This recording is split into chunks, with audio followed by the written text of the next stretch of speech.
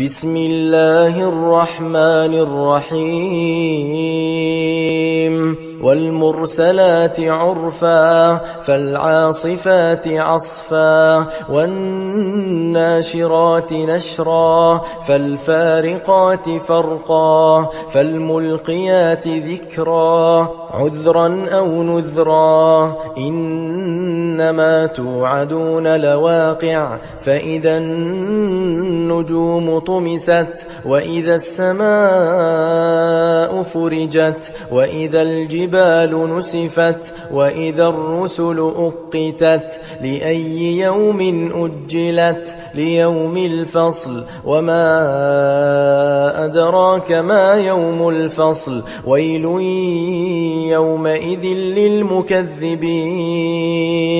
ألم نهلك الأولين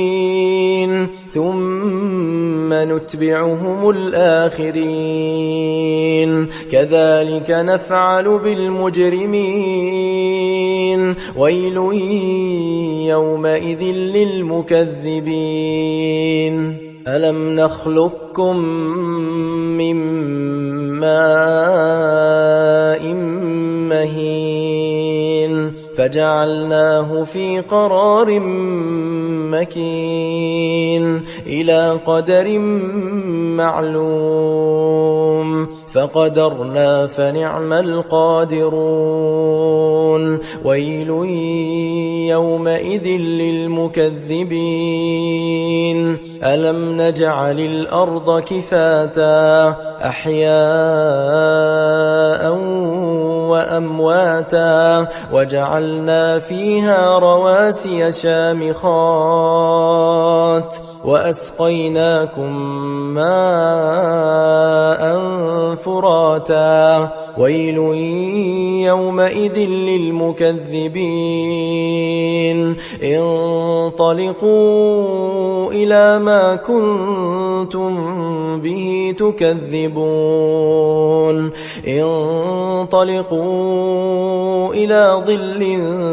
ذي 3 شعب لا ظليل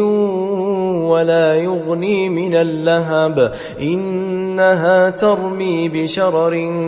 كالقصر كأنه جمالة صفر ويل يومئذ للمكذبين هذا يوم لا ينطقون ولا يؤذن لهم فيعتذرون ويل يومئذ للمكذبين هذا يوم الفصل جمعناكم والأولين فإن كان لكم كيد فكيدون ويل يومئذ للمكذبين إن المتقين في ظلال وعيون وفواكه مما يشتهون كلوا واشربوا هنيئا بما كنتم تعملون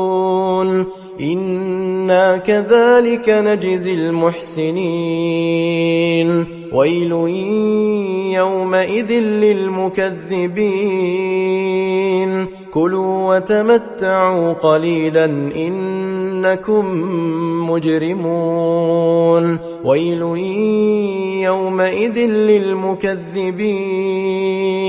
وإذا قيل لهم اركعوا لا يركعون